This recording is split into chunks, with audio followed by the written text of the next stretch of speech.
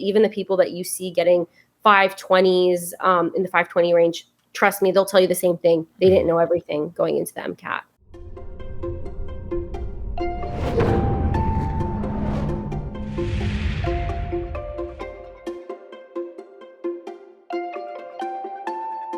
Nora, welcome back to the MCAT podcast. How you doing? I'm doing good. Thanks, Ryan. I'm excited to be here. Excited to have you. We're going to talk about January MCAT test dates and kind of what that process looks like leading up to a January date. Now, for a lot of students who don't maybe understand the significance of a January test date, we typically say that to take the MCAT, the timing for MCAT is kind of January to March or April of the year that you are going to apply. That's kind of an ideal time frame. It typically lets you get through that fall semester, leading up into the spring. You kind of finish out some of your prereqs that are going to be on the MCAT, and it lets you get your score back in time that if you need to retake, you can retake, and it won't significantly impact your application timing and all of that fun stuff. Yeah. But a January MCAT's kind of a weird MCAT because you have the summer, you have the fall, you have winter, and then you kind of semester-wise, right? Or quarter-wise, depending on what system you're in. And then you're taking this MCAT. There's a lot of stuff going on. So I would love to have a chat about what potential timing that looks like for a student who wants to take in January, but also has all of this other stuff going on. Yeah. So again, non-trad. But I did take a January test day because I wanted to give myself, and I'm pretty sure other students, like students in traditional, still in undergrad, probably think in the same way. It's like, I want to have as much time as I can to study. And that's actually, before we get started, I always tell folks, assess how long you feel like you need to study and don't be shy about it. Extend it however many months you need, right? And I do think, especially if you're a full-time student, it's helpful to have that extra time. So I think one of the things about a January test day is you might feel like your stamina kind of like wanes, because if you start studying in the summer and then you have the fall and you have the beginning of winter, it's like, how do I sustain my interest for, let's just say, 5 to 6 months versus maybe somebody who is like really concentrated in their studying over the summer, right?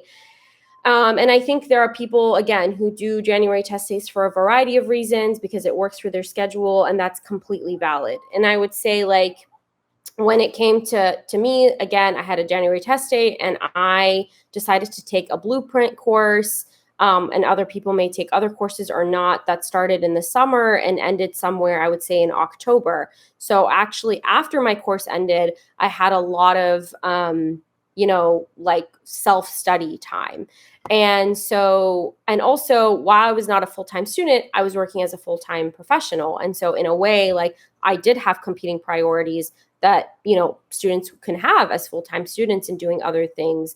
And so I would say, like, in the beginning, your studying is, first of all, your studying is going to be more stretched out, right? So you don't have to maybe take full lengths as close as maybe other people are when they're studying for like only 2 months, right? So you do have more time to space like your full lengths and the review as well.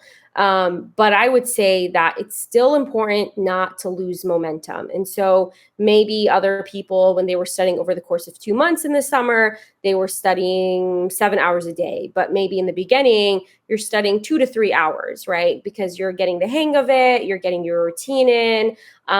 It's not maybe as like intensive.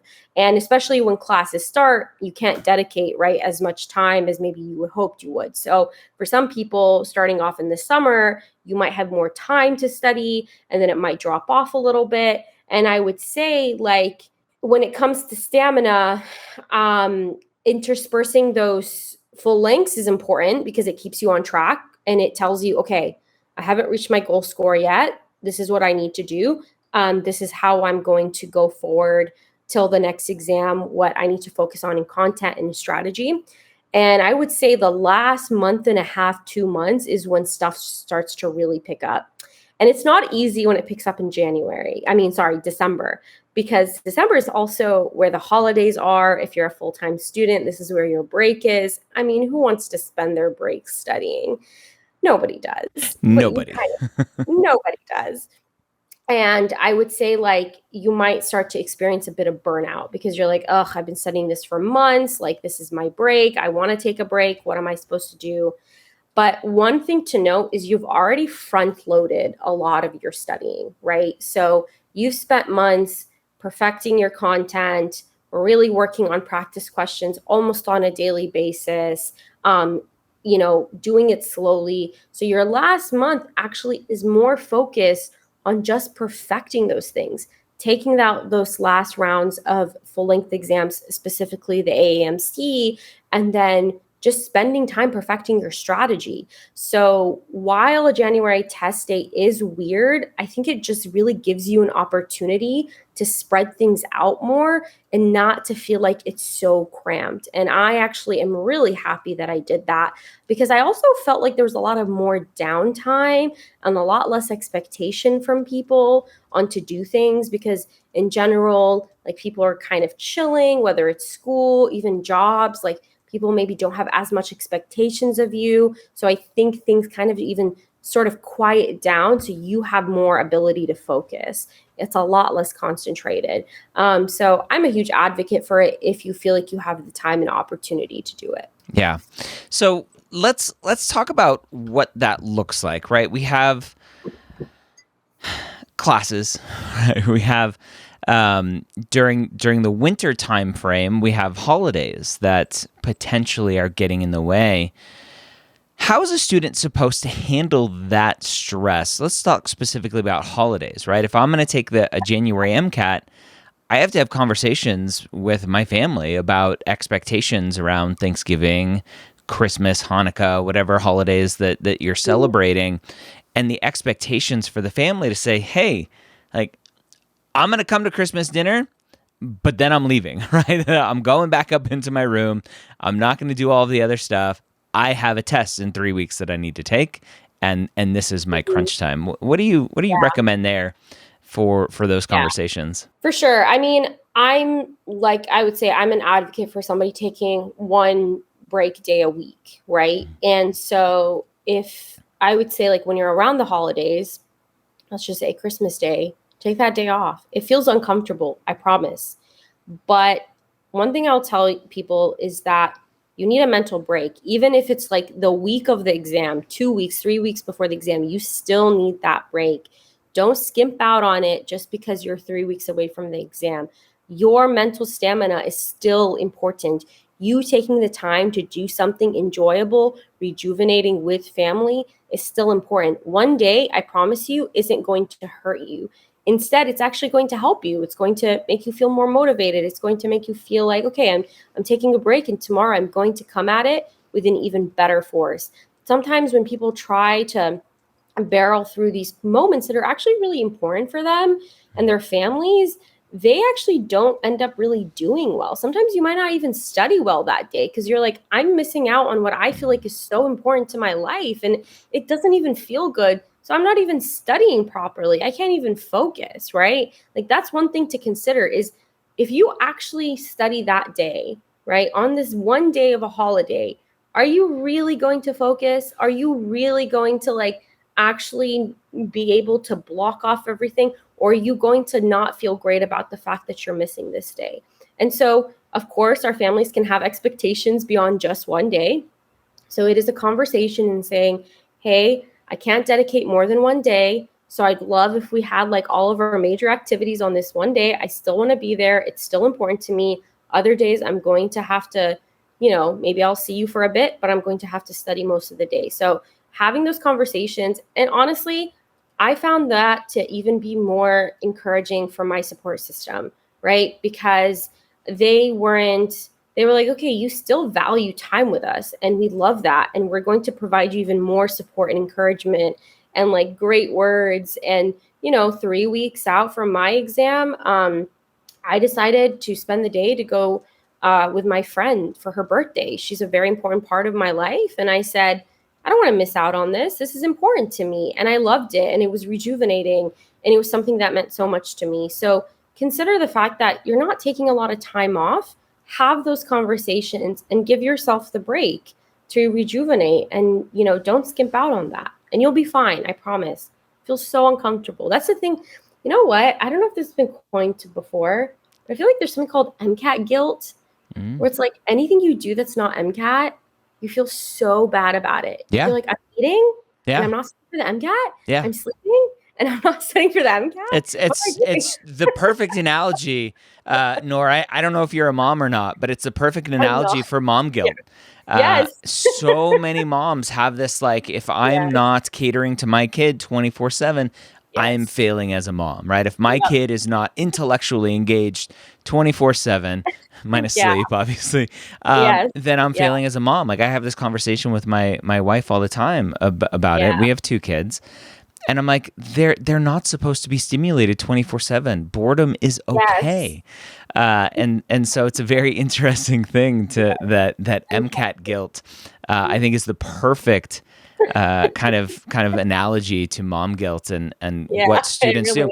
And I talk about this all the time because students will typically, they shoot for that January test date, right? But then they're like, I'm not ready, so I'm going to push it back to March for some dumb reason. The AAMC doesn't offer February test dates. So they'll push it back into March, they'll push it back into April. And I'm like, I don't mind the later test date. What concerns me is that it's getting in the way of your application prep. Yes. And so application prep gets in the way of MCAT prep gets in the way of application prep. And I said, one of the things that you can do is you just take a break from your MCAT prep and go work on your applications. And students are like, I can't do that. Then I'm not just studying for the MCAT. I'm like, trust me, it is better for you to take a break and do some task switching so your brain's not just in MCAT mode. I agree. And I was one person who was like, oh, maybe I should push my date to like March. And my family was like, no, we need you back. They're like, no. And they're like, because in my mind, I was like, okay, if I study like an extra month, I'll perfect the score. Like there was this thing about MCAT as well, where it's like, you feel like just like more and more time is going to perfect the score. And I remember somebody telling me, they're like, you can spend a year on the MCAT studying and you'll still not feel ready. Like you will never feel 1000% ready because it's such a they say like the MCAT is a mile long and inch deep and you feel like there's just so many things. And I will tell you, I wasn't 100% in all the topics for the MCAT.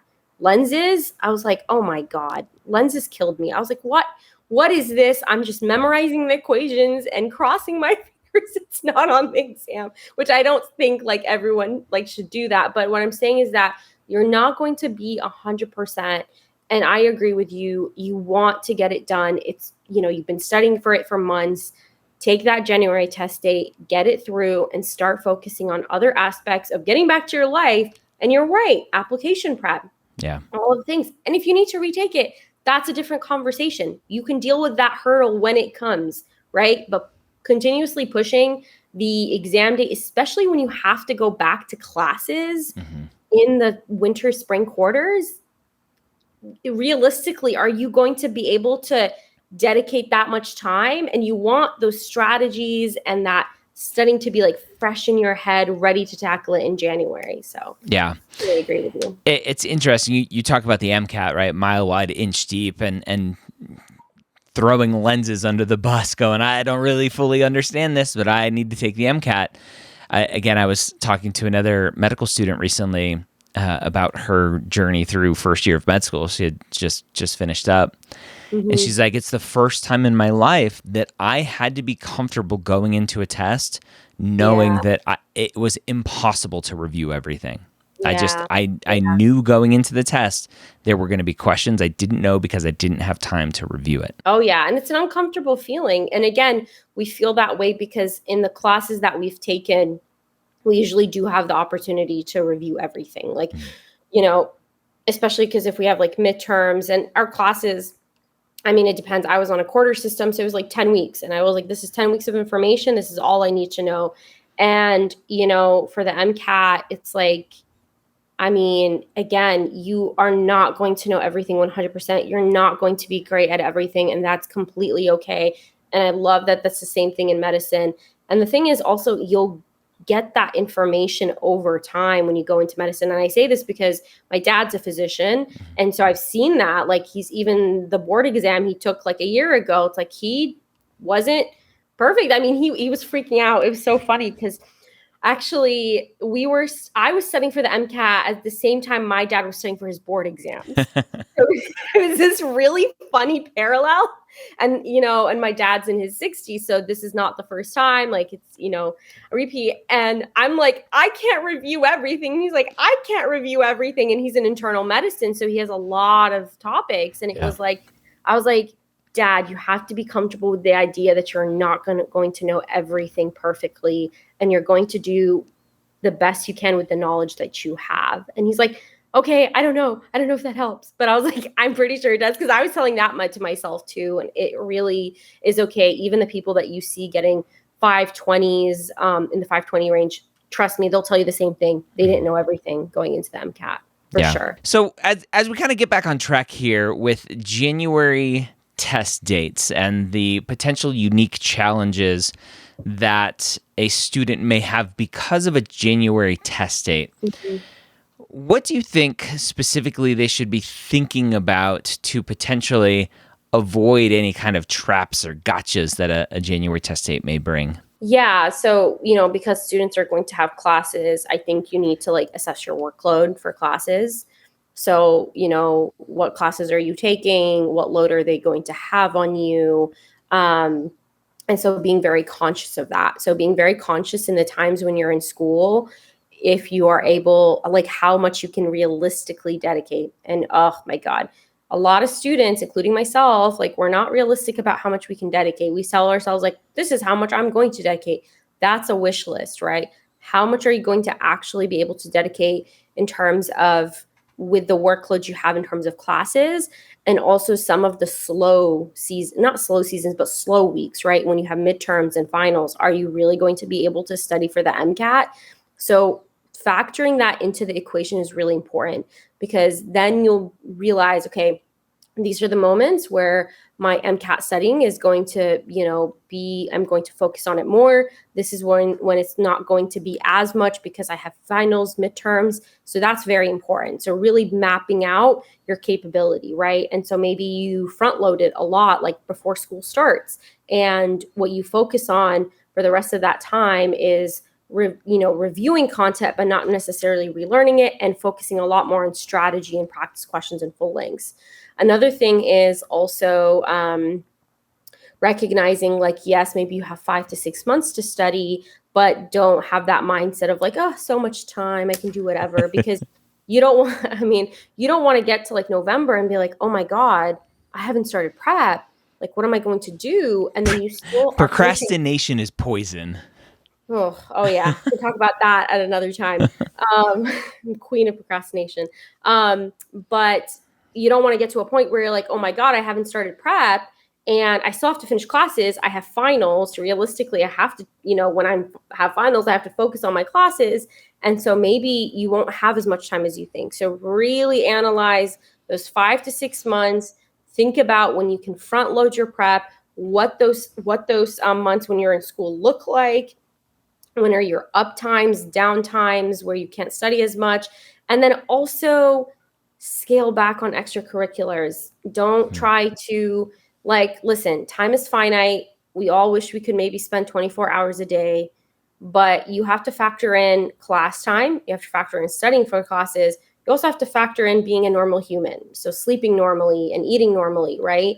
And so that doesn't leave you with a lot of time for studying for the MCAT as well as extracurriculars. So scale back on your extracurriculars. Whatever it is you're doing, be like, okay, I'm going to take a break this quarter, or maybe only keep 1 to 2 and be like, maybe it's shadowing. And you're like, okay, I'm going to spend a couple of hours each week shadowing. That's what I really want to focus on.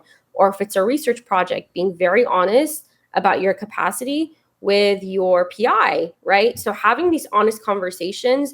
Don't try to go as you normally would and then include MCAT studying. It's not possible. Trust me, I know we want it to be possible. It's not. And do not, oh my God, I will say this 1,000 times over, do not compromise on your health.